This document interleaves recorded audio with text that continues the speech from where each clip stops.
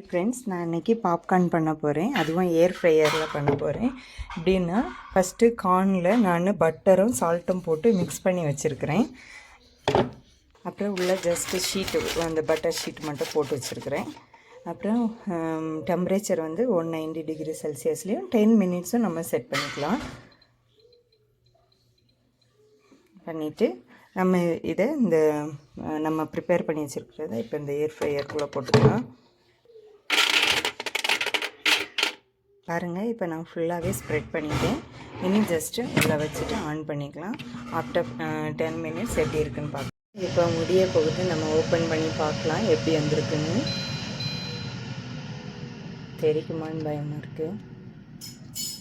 இப்போ பாருங்கள் எப்படி வந்திருக்குன்னு. பொட்டிருமோன்னு வேறு பயமாக இருக்குது. சூடாக இருக்குது. அப்படி எடுத்து சாப்பிடலாம் வேண்டியதான்.